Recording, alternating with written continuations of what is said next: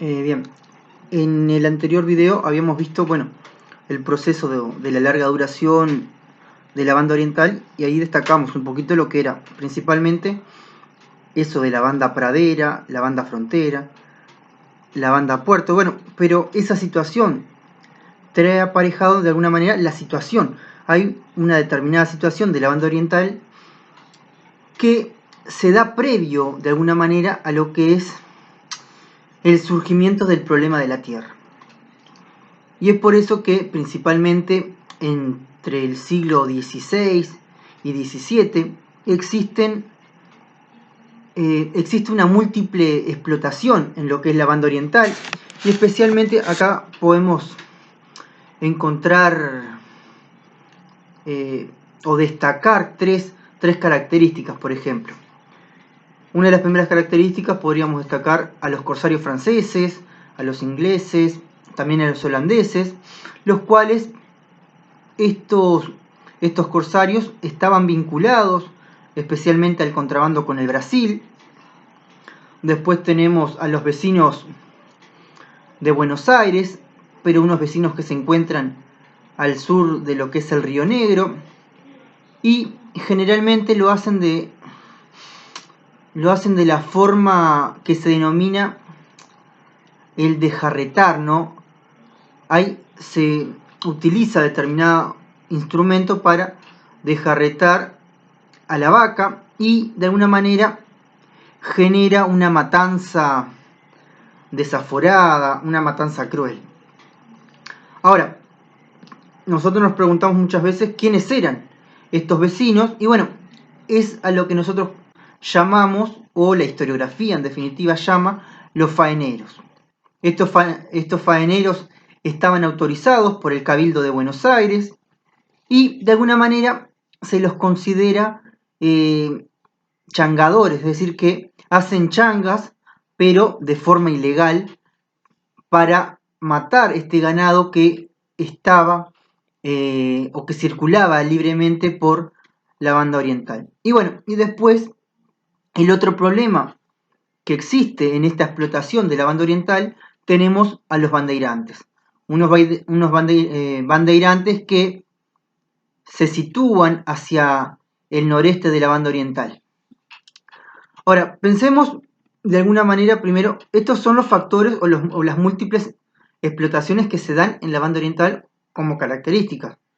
Pero bueno, miremos un poquito cómo era la forma de explotación del ganado, y la principal forma de explotación es lo que nosotros llamamos la vaquería. Esta vaquería implica la existencia del ganado cimarrón, un ganado que no tiene dueño, y lo que facilita de alguna manera es la forma de explotación. Una explotación que se da de forma independiente de la propiedad de la tierra, es decir, yo no soy dueño de esos territorios, pero como el ganado, este ganado cimarrón no tiene dueño y circula libremente por lo que es los territorios de la banda oriental, yo puedo de alguna manera, bueno, explotarlo, ¿no? Y por eso hablamos de este ganado independiente, que es independiente a la propiedad privada de la tierra, ya que la actividad, en definitiva, esta actividad de la vaquería no tiene vínculo con la tierra. O sea que para llevar adelante este tipo de explotación, primero que nada, como todo, ¿no? Como toda actividad, hay que contar con un capital monetario y muy poco capital técnico. Es decir, no importa si nosotros sabemos cómo faenar. Lo importante es que, bueno, luego de que llegue la hora de la matanza de este ganado, bueno, la persona sepa hacerlo. O sea que lo técnico no importa. Lo que sí hay que tener capital monetario para tener personas o que se destinen a esta actividad. Y bueno, y acá aparece lo que es la estancia, ¿no? La estancia, veremos que por el contrario, ¿no? Cuando se da la actividad en la estancia, por el contrario, implica sí la propiedad de la tierra. O sea, tenemos dos tipos, ¿no? de explotación. La explotación del ganado independiente, ¿no? Este ganado cimarrón que no tiene dueño, pero tenemos otro tipo de vaquería o otra forma de explotar el ganado que es a través de la estancia y sí, como dije recién, implica propiedad privada, yo tengo el dominio de la tierra y también tengo bajo mi dominio a este ganado, es decir que el ganado también es mi propiedad. Ahora, claro, si nosotros pensamos en este modo de producción que lo podemos considerar de alguna manera primitivo, es un modo de producción de carácter extractivo y depredatorio, es decir, yo extraigo la materia prima y trato de depredar. No es que yo mato sabiendo de que el ganado se va a reproducir, no, porque como es independiente, yo mato y mato ganado y no importa si después tengo otro, porque si no encuentro acá voy a encontrar en otra parte del territorio. Por eso decimos que es extractivo y depredatorio. Ahora, también podríamos decir que por otro lado, el hecho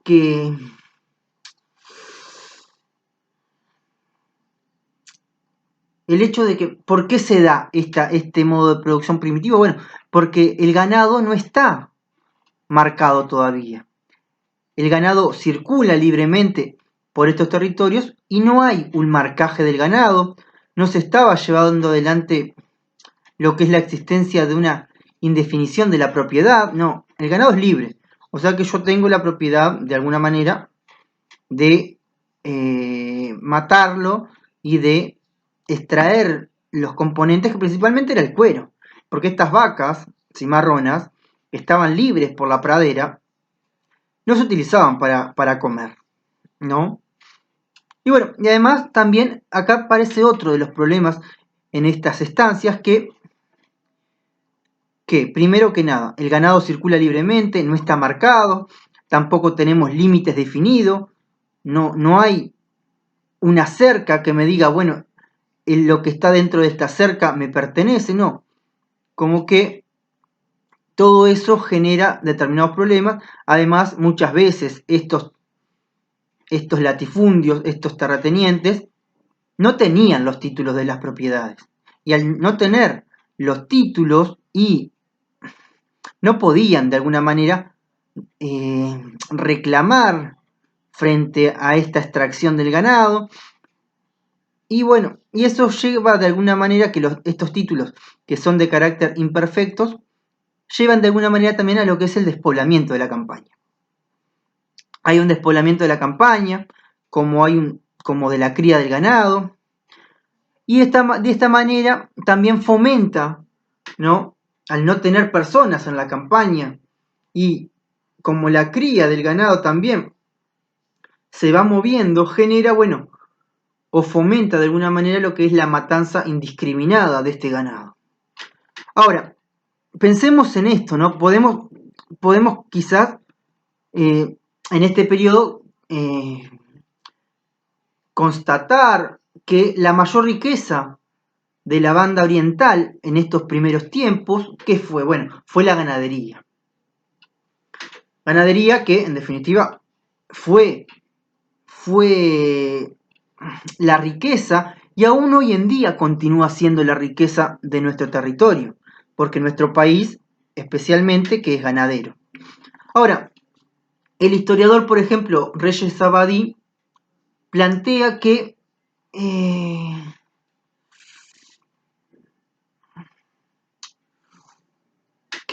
la tierra baldía aportó de alguna manera un incentivo económico, ¿no? Y este incentivo económico es determinante, ¿no? Es determinante para la fijación del blanco en ella. ¿Cuál es el blanco? Bueno, el blanco es en definitiva ese ganado que está circulando libremente.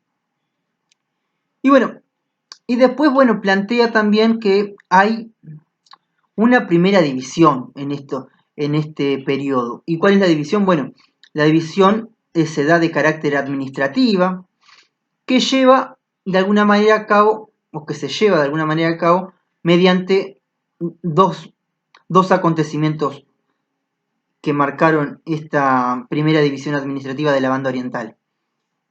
La primera división se da en 1772, cuando el rey de España de alguna manera ratifica un acuerdo entre las misiones que se situaban al norte del río Uruguay, al norte del río Negro, y con los bonaerenses, y bueno, y entre el río Negro y el río Xi, ahí se establece lo que será una zona neutral, estableciéndose que el ganado del río Negro hacia el norte, ¿no?, pertenece a las misiones, a estas misiones jesuíticas, y las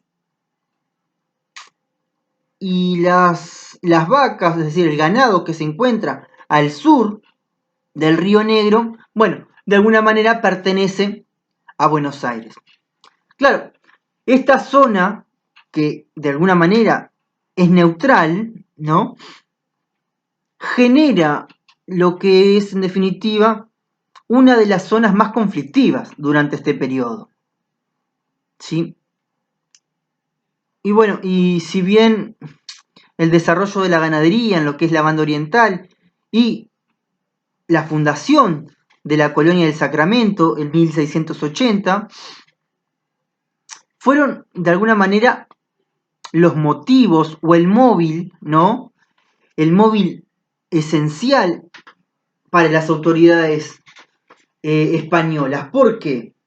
Porque gracias a esta situación comienzan a preocuparse e interesarse más por estos territorios. Recordad que yo dije que estas tierras habían sido colonizadas de forma tardía, ya que se las consideraba tierras de ningún provecho. Y bueno, y en esa situación de la banda, entre la banda pradera y la banda frontera, ¿no?, y la banda puerto, bueno, genera de alguna manera algunos intereses por España, pero los intereses son tardíos. ¿Por qué? Porque España comienza a fijarse en estos territorios luego de que el reino del Portugal funda esa colonia del Sacramento. Y bueno, y rápidamente, al fundar Colonia del Sacramento, España dice, bueno, los portugueses están avanzando y necesito fundar una ciudad, que es la ciudad de Montevideo, porque además querían evitar que estos portugueses tuvieran salida al mar. Y no querían que salieran al mar por el Río de la Plata hacia el Océano Atlántico. Por eso ahí dicen, bueno, la cosa se está complicando, o sea que hay que interesarse y preocuparse primero por la zona del litoral, arranca la cosa. Y recién allá, a comienzos de lo que es el siglo XVIII, se inicia lo que es una explotación, una explotación de la riqueza pecuaria, es decir, de carácter generalizada, bajo lo que es la forma de esta vaquería. Y bueno, y ahí es cuando comienzan a aparecer en el siglo XVIII el interés y los problemas referentes a lo que es la tierra. Claro, ¿qué dice? Bueno, ¿qué es lo que dice Reyes Abadí, no? Bueno, primero con la fundación de las ciudades primero, de los pueblos, se pasa del sistema caótico que comprendía, ¿no?, estas vaquerías que eran de carácter primitivo y que de alguna manera fomentaban la explotación indiscriminada de la ganadería. Bueno, ahora pasamos al sistema de estancias, ¿no? Y claro, para que quede claro, ¿no?, la vaquería implica de alguna manera lo que es la presencia del ganado cimarrón y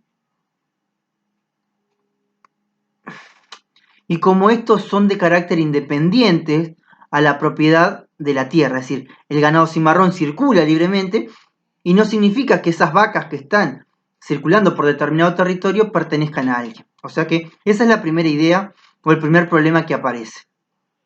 Y bueno, y después aparece lo que es la estancia. La estancia presupone, ¿no?, un cambio. Y este cambio que presupone está entre la propiedad de la tierra y en la propiedad del ganado. Ahora, todo lo que está en mi territorio, yo soy dueño de esta tierra y lo que está en estas tierras me pertenece.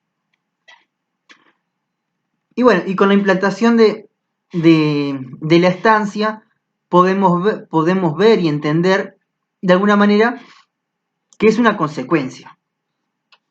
Una consecuencia de que, bueno, de que ese ganado que se explotaba de forma indiscriminada ahora comienza a escasear.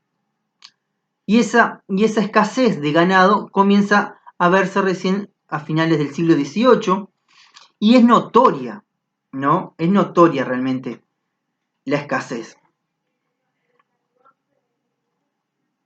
Bien, y ahora, por ejemplo, otro historiador plantea que desde 1780 hasta 1801, ¿no?, en ese periodo de 20 años, se reduce o se ve reducida la población del ganado, por lo cual se pasa de 42 millones de cabezas de ganado a 6 millones de cabezas de ganado que anda libremente por los territorios de la banda oriental. Y bueno, y esa disminución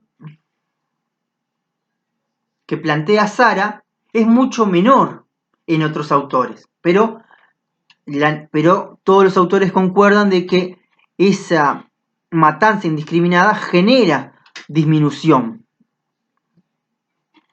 de ganado, por lo cual no podemos discutir cuál es el número.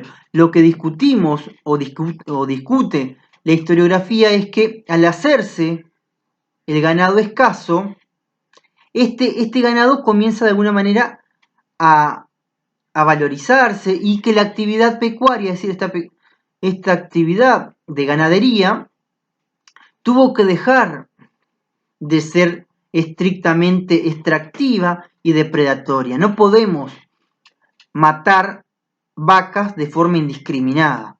¿Por qué? Porque si seguimos de alguna manera haciendo este tipo de práctica, ¿qué van a pasar? ¿Qué va a pasar con las vacas? Bueno, las vacas van a empezar a desaparecer o de alguna manera van a escasear y ahí va a ser un problema mejor. Además, recordá que en definitiva no es que se mataban vacas para comer, no, porque eran vacas que no tenían la suficiente carne para que las personas pudieran comer, no.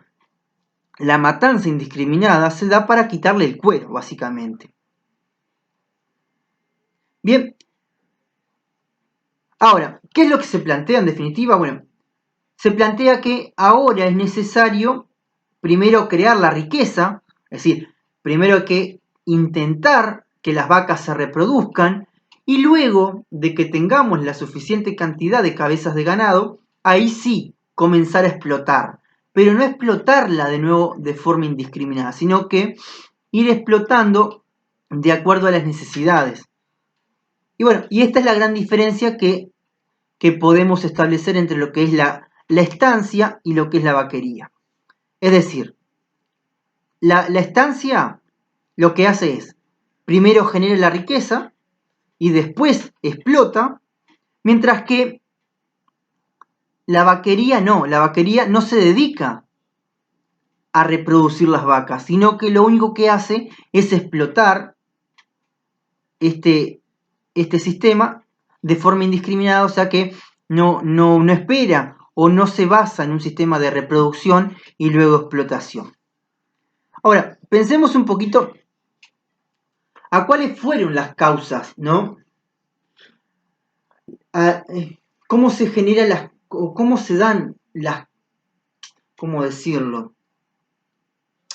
¿Cuáles son los motivos que llevaron a esta disminución del ganado? Bueno, ahora, es importante ver que las cosas no se dan de un día para el otro y que en historia o que todos los procesos históricos no son de causa única, sino que el proceso histórico, para entenderlo, tiene una multiplicidad, perdón, es multicausal, ¿no? Y bueno, ¿y cuáles son estas causas que generan la disminución del ganado? Bueno, los robos, primero que nada, la matanza, pero también existen otros factores que son naturales, por ejemplo, las sequías, la jauría de los perros, ¿no?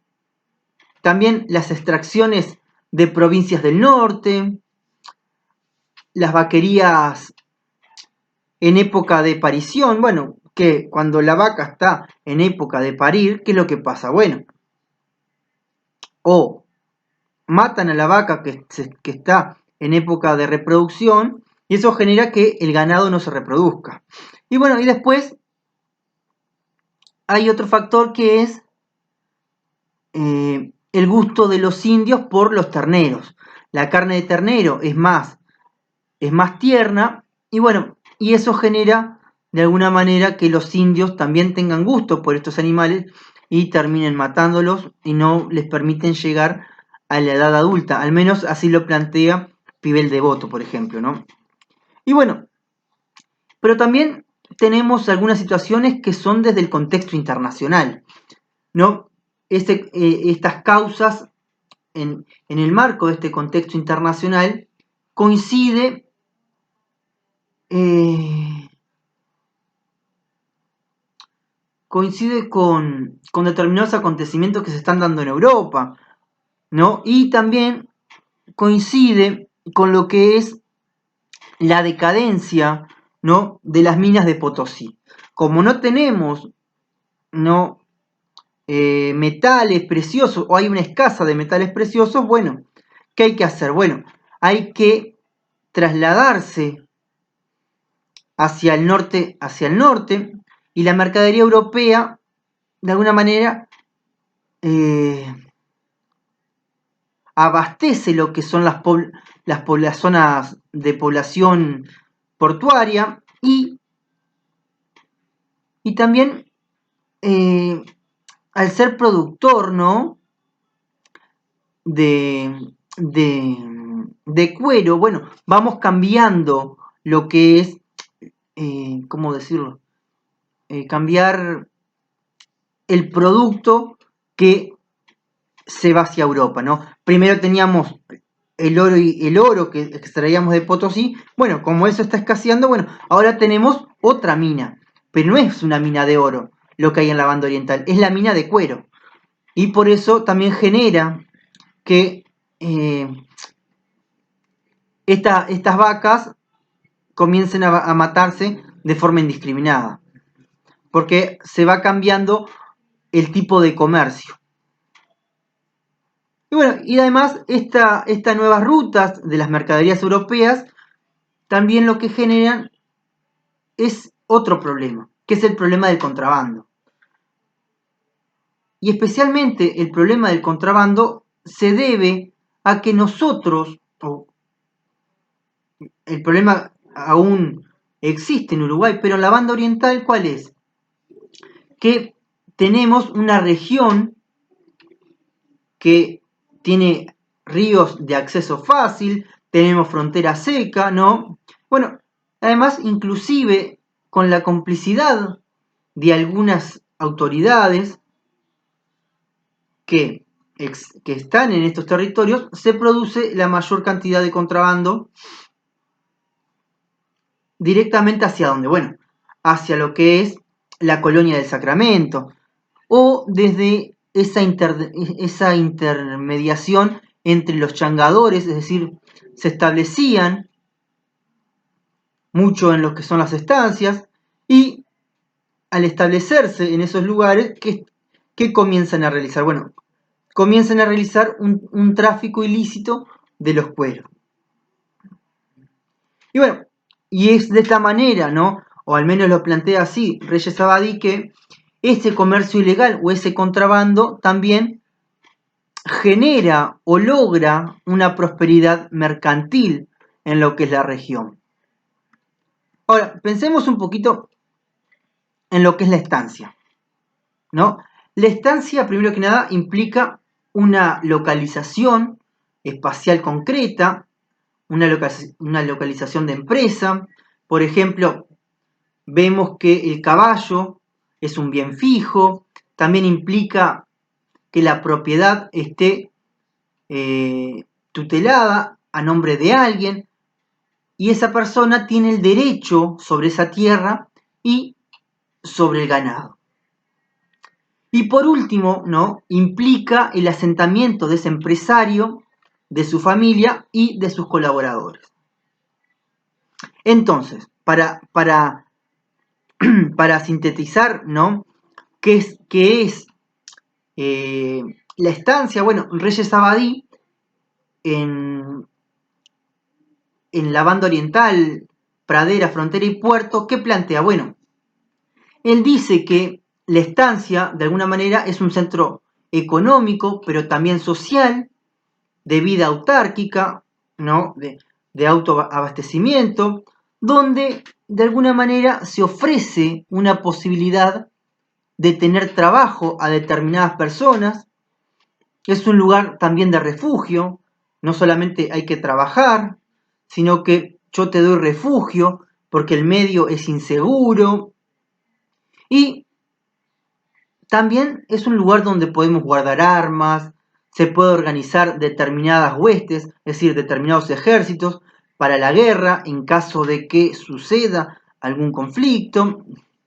Y bueno, y en definitiva, esta estancia también es el núcleo, un núcleo generador de relaciones humanas, de contactos, de civilizaciones, teniendo en cuenta de que tenemos en esta banda oriental la barbarie que está caracterizada por el gaucho, ¿no? Y bueno, y para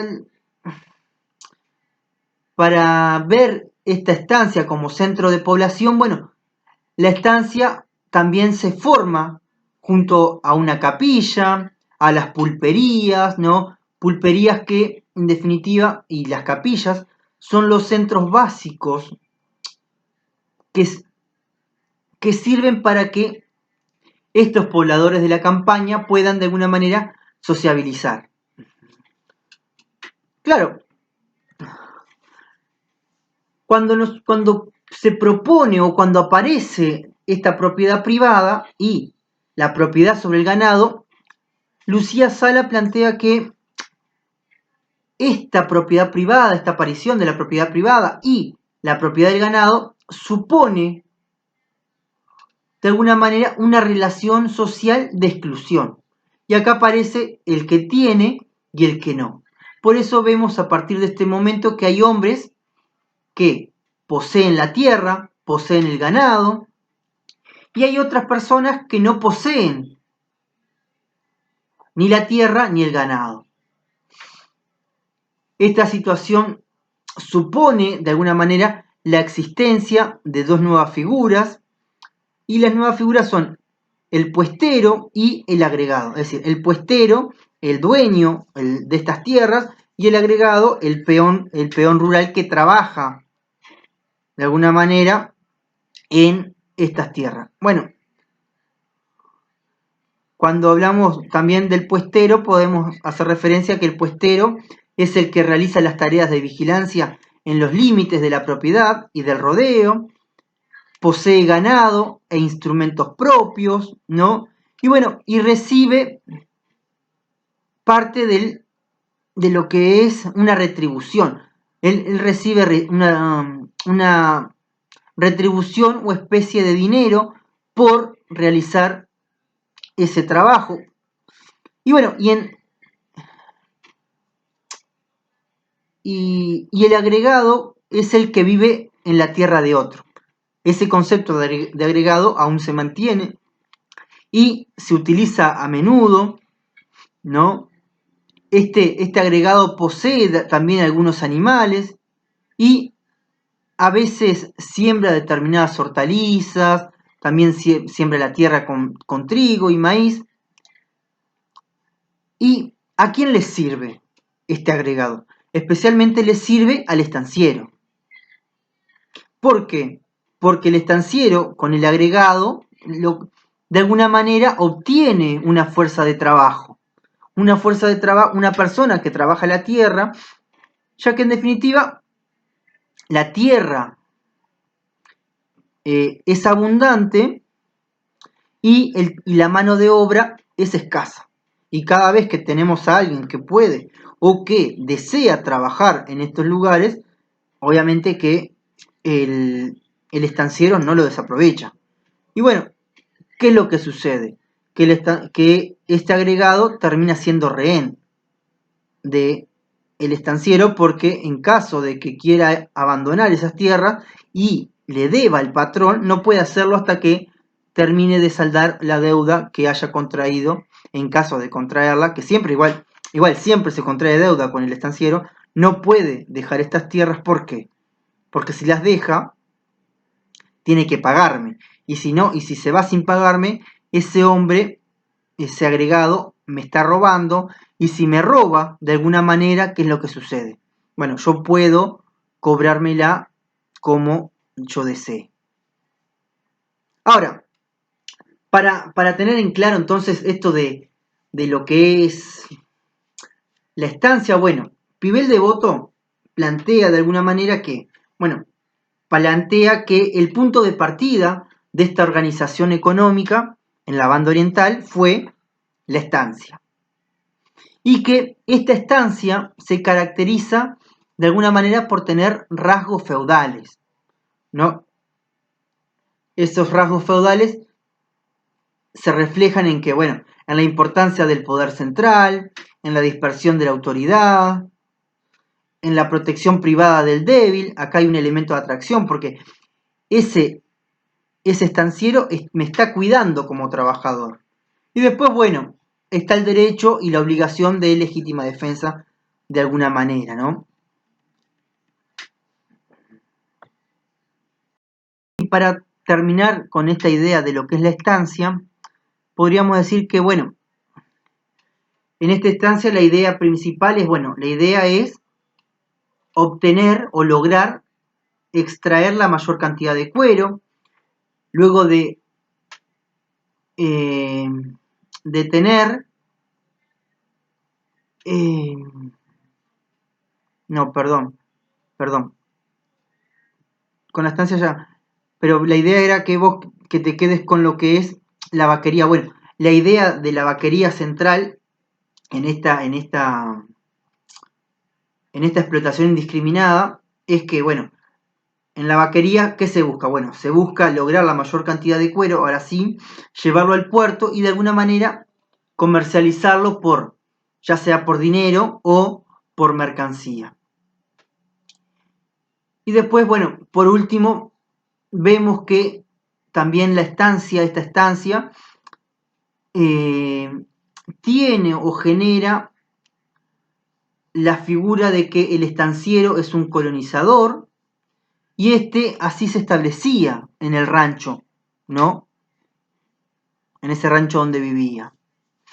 Y por último, en la última característica que nosotros mencionábamos, bueno, la tercera forma de la explotación del ganado es la de los changadores, que de alguna manera estos changadores dependían del capital que existiese para que extraigan la mayor cantidad de cuero y dependían de Buenos Aires.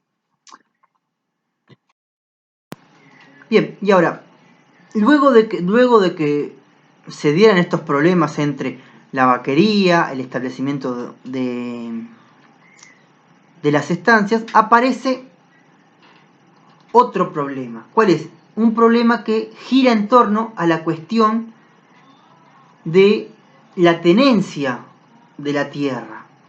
Es por eso que se cuestiona el sistema de tenencias y que comienza a regir a partir de 1754. La Real Audiencia, ¿no?, una institución que depende de España, deroga lo que es la Real Cédula en 1735, por lo cual de alguna manera se le exige, ¿no?, a estas personas la confirmación del título de propiedad. ¿Qué quiere decir esto? Que a partir de ahora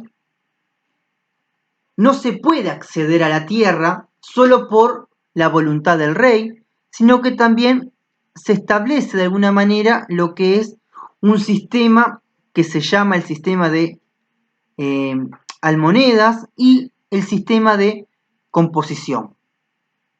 Estos sistemas de alguna manera exigía que el terreno fuera de 1,5 legua de frente por 2 de fondo, y la cédula, de alguna manera, ¿qué es lo que apunta? Bueno, estos campos están despoblados, la campaña está despoblada, entonces se apunta a que se pueda cultivar los bienes de la corona, pero también, también se busca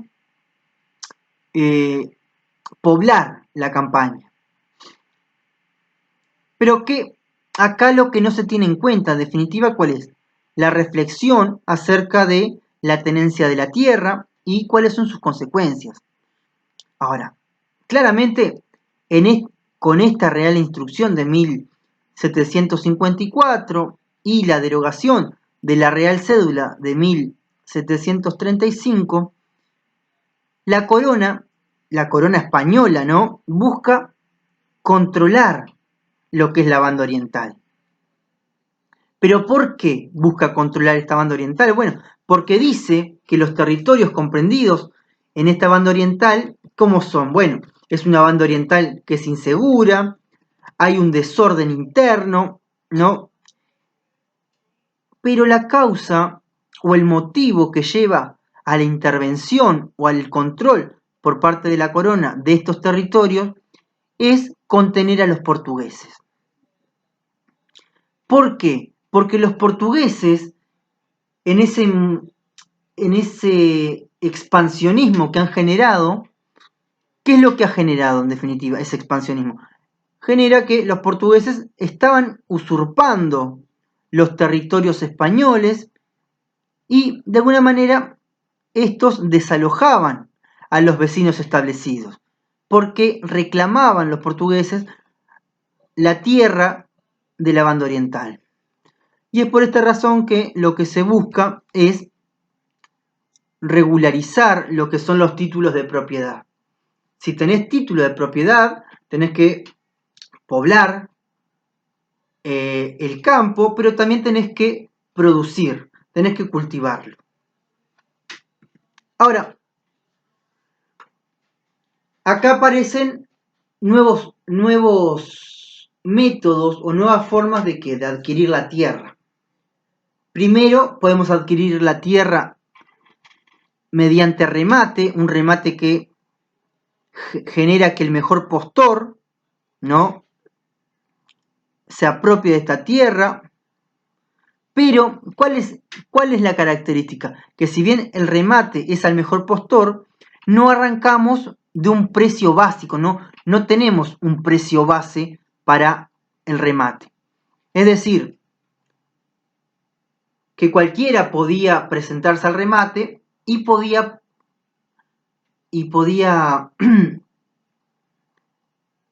pujar para obtener esta tierra. Claro, lo que se hacía en definitiva, se hacía público, ¿no?, por 30 días, que la tierra estaba a la venta. Acá el interesado debía denunciar a la autoridad, ¿no?, es decir, debía pronunciarse de que estaba interesado por adquirir estas tierras. Y bueno, y luego lo que se hace es, se comisionaba. Un juez nombraba a un agrimensor. Este agrimensor se encargaba de medir y también a un tasador, porque mido la tierra, pero también la taso. Es decir, para tasar la propiedad con citación, ¿no?, de los vecinos de la ciudad. Es decir, yo tengo que tasar la tierra y tengo que medirla para no extender los límites y no robarle territorio a otras personas. Y bueno, y luego de que el juez establecía todas estas medidas y se cumplían, ¿qué es lo que sucede? Bueno, acá comienza a rematarse la tierra y el que mejor puja y el que establece un precio mayor es el que en definitiva se termina quedando con la tierra. Y bueno, claramente es importante destacar que este remate o este trámite se hacía sobre las tierras baldías, ¿no? Unas tierras baldías que muchas veces se declaraban baldías, tenían dueño, pero muchas veces se declaraban baldías y se terminaban vendiendo al mejor postor. Y después, bueno, tenemos lo que es la composición. Una composición que se acuerda un precio básico. ¿Qué significa esto de composición? Bueno, se legaliza, ¿no?, la posesión de la tierra, de la corona, mediante lo que es el pago de una compensación. Esta compensación se le hace a la Real Hacienda, que en definitiva lo que estoy haciendo yo es alquilarla, ¿no? Yo alquilo la tierra o muchas veces la compro de forma ilegal. Claro, este trámite se hacía de alguna manera para regularizar la posesión de la tierra, una posesión que era muchas veces ilegítima, pero claro, la ventaja que tenía esta composición era sobre el remate, ¿no? Es decir, el ahorro de tiempo que genera y el costo del trámite que lleva presentarse a un remate. Claro, el procedimiento necesario, además también, ¿para qué? Para que yo pueda comprar estas tierras y que mi oferta sea la mayor, ¿no? Por eso, bueno, se llevaban adelante estos dos métodos para la adquisición de la tierra. Claro, pero acá claramente se ven dos tipos de contradicciones, ¿no? Una de las contradicciones es que mientras la corona, como yo decía recién, no pretendía enriquecerse y defender los bienes a través de las composiciones, en realidad perdía mucho más. ¿Por qué? Porque la pérdida que tenía la corona era cuando entregaba las tierras, porque entregaba tanta cantidad de tierras que en definitiva era que la banda oriental era el verdadero valor para la corona. Bueno, y para terminar con esto, para no tampoco aburrirse, ¿no? Es que, bueno, en cuanto al remate, al mejor postor, el juez era nombrado por el presidente de esta Real Audiencia o incluso era establecido o nombrado por el virrey, lo cual claramente este juez tenía una dependencia administrativa y jurídica de Montevideo hacia Buenos Aires. O sea que en definitiva el que termina estableciendo este sistema de entrega de la tierra es alguien que está en representación de la corona. Y este juez, en definitiva, por lo tanto, también va a tener intereses. Unos intereses que van a estar desconcentrados, ¿no? Con lo que es la autoridad del cabildo y claramente va a estar desencontrado con lo que es la gobernación de Montevideo.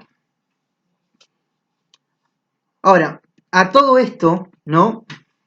A todo esto sumémosle todos los problemas que conlleva, lo costoso, lo burocrático de los trámites a través de los cuales se pretendía a poseer las tierras de manera arbitraria, inclusive, ¿no? Solo con haberlas denunciado, ya se procedía al desalojo de quienes habitaban en ellas. Por lo tanto, yo quiero acceder a estas tierras y yo realizo la denuncia frente a la autoridad competente, ¿y eso qué genera? Bueno, genera un problema para el otro, porque yo quiero acceder a estas tierras, pero al denunciar que yo las quiero y frente a que estas tierras están habitadas por otras personas, bueno, eso genera un problema de desalojo para las personas que allí vivían. O a veces con él había un primer decreto, ¿no? Un decreto que establecía que estas tierras eran de fulanito y se salteaba la etapa de la subasta pública. O sea que ya, para decirlo de alguna manera, en este periodo podemos ver características de corrupción entre estas autoridades que otorgan las tierras de forma ilegal.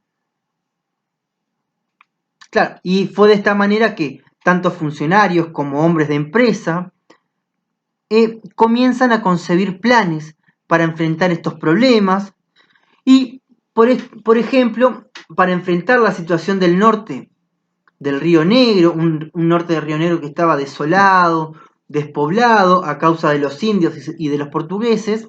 Y bueno, ahora acá había que poblar. La idea es que hay que poblar estas tierras y bueno, y para poblar estas tierras hay que buscar una solución. ¿Y cuál fue la situación específicamente? Bueno, la situación se da a través de lo que es el arreglo de los campos. Este arreglo de los campos se da en un contexto determinado, un contexto que se da en España y también un contexto en la banda oriental. Y bueno, el problema de la tierra, de alguna manera, ya era un problema. Y esta problemática abordaba, ¿no?, en la propia España, y es que allí se estaba viviendo de alguna manera lo que es una crisis agrícola, una crisis pecuaria, y bueno, lo que se sabe es que muchos documentos denunciaban, ¿no?, los males que el latifundio y todo ese sistema feudal ocasionaban, ¿no? ¿Por qué? Porque el latifundio y la supervivencia feudal, ¿qué genera? Genera privilegios de monopolio, primero que nada. Y bueno, y después acá se le suma lo que es la ineficiencia, pero también la debilidad. Hay una ineficiencia y una debilidad del reformismo español que hizo de alguna manera que no se acataran o no se atacara lo que es el latifundio. Claro, la burguesía española también fue débil frente a lo que era el clero y la nobleza. ¿Por qué? Porque esta burguesía no goza de determinados privilegios. Y bueno, y es por esta razón que España creía que en América podía de alguna manera explotar sus carencias de caza. Es decir, todos aquellos problemas que tenía en España, bueno, necesito explotar América. ¿Para qué? Bueno, para superar las carencias que se están dando en España. Pero, sin embargo, claro, Lucía Sala, otra historiadora revisionista, plantea que Lucía Sala plantea, ¿no?, que el reformismo español también fue incapaz de abordar a fondo lo que es la problemática de la tenencia de la tierra en España, y también le sucedió lo mismo en América Latina, en la banda oriental, ¿no? ¿Pero por qué? Bueno, porque la severa política borbónica para América busca controlar también de alguna manera lo que es el usufructo colonial. Y claro, para España el precio, o España lo que busca con América, esa política borbónica, ¿qué busca? Bueno, busca asegurar lo que es el monopolio comercial, es decir, el monopolio de mercado americano, que implica que América no pueda comerciar con otros territorios que no sea con España. Y bueno, y acá, en este problema de los Reales de los Campos en España, genera que en 1751 la Real Orden dirigida se dirige principalmente a preservar lo que es el ganado y el proceso,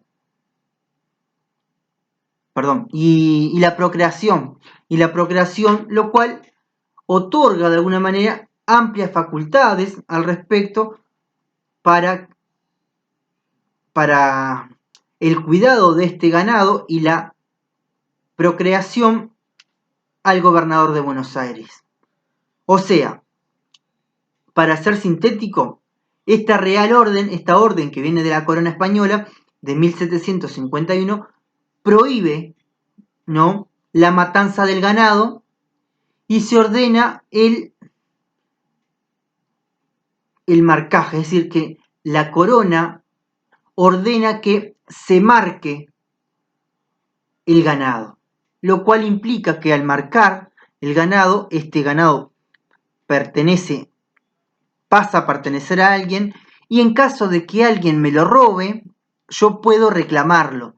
Y en caso de que alguien mate mis vacas y yo me doy cuenta porque el cuero quedó marcado, ¿qué es lo que puedo hacer? Bueno, puedo reclamar ese cuero, pero también puedo condenar a ese ladrón por haberme matado el ganado. Bueno, pero hasta ahí vimos lo que es el contexto en España. Y ahora sí, para cerrar esto, porque ya hace una hora que estoy hablando casi, veamos cuál era el contexto de la banda oriental. Bueno, el latifundio, en definitiva, en la banda oriental, convive con la apropiación violenta de la tierra. Es decir, se apropia de forma violenta la tierra, además hay una falta de organización, también existe lo que es la queja de los pobladores de Montevideo, hay una influencia del latifundio con las jerarquías coloniales, pero también la cantidad de informes que se elevan a las autoridades, al menos así lo dice Lucía Sala, sirvieron para de alguna manera afrontar la resistencia de los pequeños y medianos hacendados, y esto formó de alguna manera un caudal ideológico, que nutrió el pensamiento revolucionario. Claro, la distribución de lo que es la población de manera más moderada, la reducción del indígena, también la ampliación de la jurisdicción de Montevideo, también se da lo que es una delimitación de la frontera. Y bueno, estos fueron de alguna manera algunas de las soluciones que se fueron planteando los funcionarios, ¿no?, y los empresarios con intereses claramente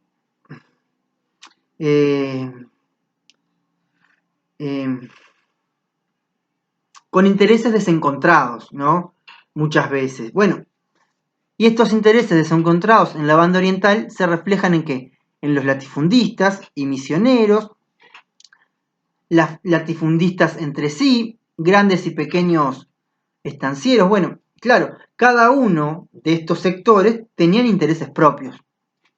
Y claro, y los intereses de uno, de alguna manera, inquietaba los intereses del otro. Y bueno, bien, y ahora sí, termino con esto. La historiadora Lucía Sala, ¿no?, con respecto al problema del arreglo de los campos, hace un análisis mucho más profundo de este tema y plantea que, de alguna manera, que el comienzo de los arreglos de los campos se da en 1784 y que se da principalmente con la llegada del marqués de Loreto y los informes que realiza Francisco Ortega y Monroy. También la autora plantea, ¿no?, o divide el tema en tres capítulos muy importantes. El primer capítulo, primero que nada, hace referencia al arreglo de los campos y plantea una visión general del problema y lo ubica en lo que es el contexto internacional, que fue lo que yo más o menos expliqué cuando hablé del contexto en España. También plantea los motivos del fracaso de lo que es el arreglo de los campos. Y bueno, y después en el primer capítulo, la historiadora se centra en el problema que plantea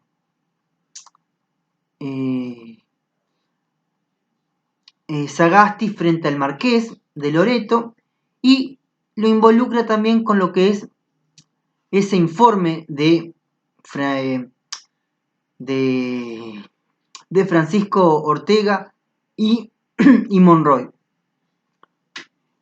Y bueno, y después plantea también un informe sobre los grandes hacendados en defensa de aquellos que aspiraban a hacerse de la tierra. Después vemos que en el capítulo siguiente, ¿no?, habla de lo que es, plantea lo que son los intereses de la colonización fronteriza.